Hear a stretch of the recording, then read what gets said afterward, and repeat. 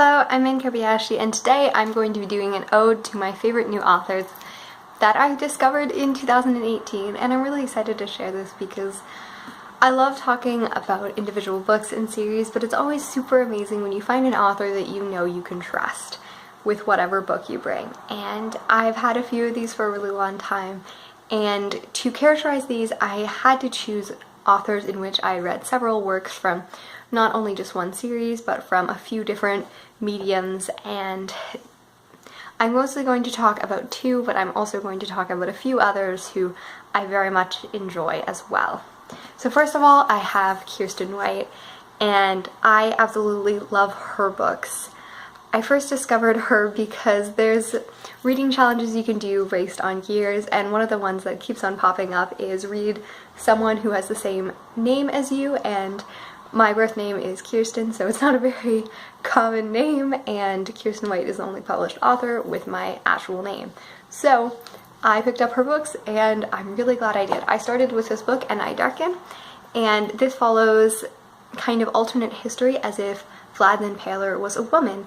And although it's often characterized as fantasy, it is actually definitely historical fiction and has such vibrant and beautiful characters. And I finished the series with the finale coming out in July, and I've since read The Dark Descent of Elizabeth Frankenstein, which became one of my all-time favorite books of the year when I read it just a few weeks ago. It is an incredible book, and it follows an alternate storyline of Frankenstein in which it takes place from the point of view of Elizabeth Lavenza, who is his betrothed, and as well as a woman who was raised in his house after being orphaned at a young age. It is such a gripping and wonderful story that is twisted and dark and beautiful, and again, it is kind of characterized as science fiction, but since Mary Shelley created the science fiction genre, it wasn't very heavy at the time, and this kind of works very well in the same vein as what it inspired, and it is a beautiful adaptation of that. She always has these beautiful, complex characters that are so flawed, and yet you're rooting for them, and then the juxtaposition of a character that is noble and beautiful. And I love how that works so well in her series, and her writing is not over the top flowery, but it is beautiful.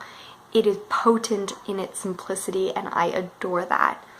I would just highly recommend. I haven't read either of her two other series, which I think she did a remake adaptation of Buffy, as well as she has a more paranormal book series that I haven't read yet. I plan to read it at one point in the future, but I have not as of yet, but I would highly recommend it. As someone who does not enjoy historical fiction, I adore her work. And then my second author on my new favorites is Marie Lu. I heard very, very little about her before this.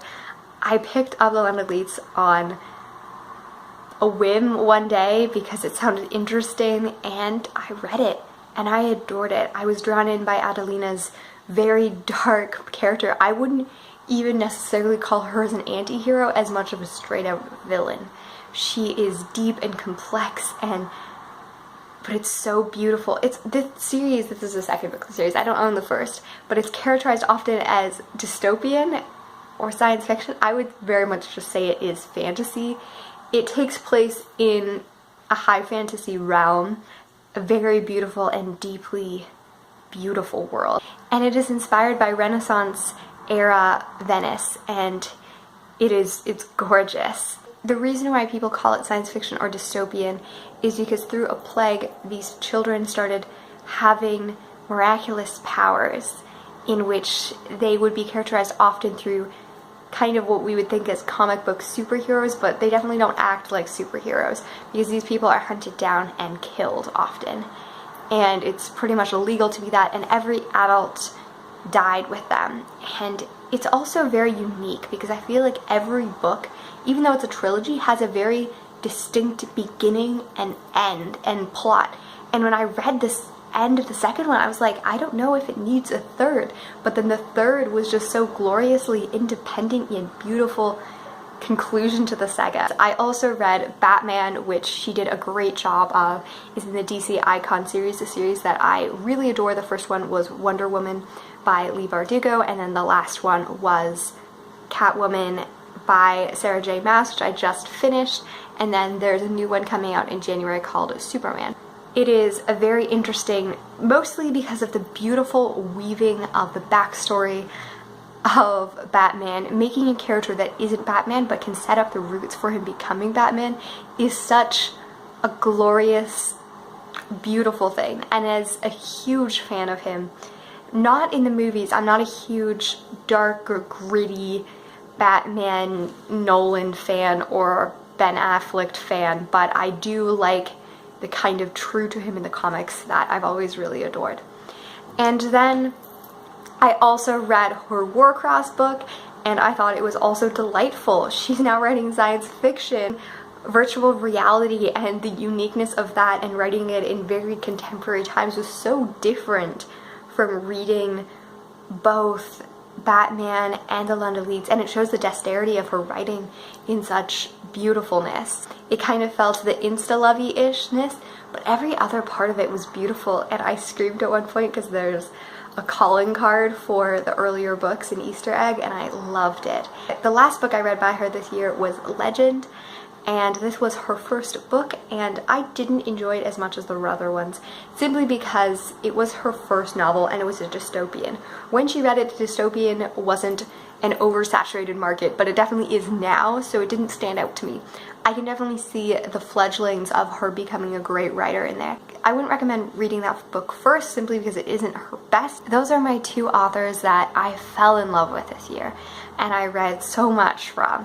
And then I also have Neal Shusterman. I can't give him a complete adoring star because I haven't read as much of his work as I have Kiersten White and Marie Lu, but I know from Scythe and Thunderhead that he is going to become one of my favorite authors. I've also read part of Challenger Deep, and I understand that he goes into these complex ways and beautiful, beautiful thought processes and prose, and I adore it. I can't wait to read many, many of his books, and I definitely think that he is an author that will stay with me and an author that if I see in a store I will pick up. I also haven't read as many Jay Kristoff novels, so I didn't want to put him on there, but I do really like his writing. It is sometimes a little bit harsher than I would necessarily write myself or prefer, but his brilliance in storytelling is nothing to be compared to anyone else. He creates such beautiful worlds in such simplicity and beauty and satire and humor, and I adore it. I've so far read Illuminae and Nevernight, as well as I am only a few hours away from completing the audiobook for God's Grave. So I do have a fairly large base for him, but I am really inspired to read his Japanese-inspired novels, and then I will get back to whether I love him as an overall author. And that is my video for today. Tell me which authors you have fallen into love with this year, and give me some recommendations for which authors I should check out more next year so that I can add them to this list.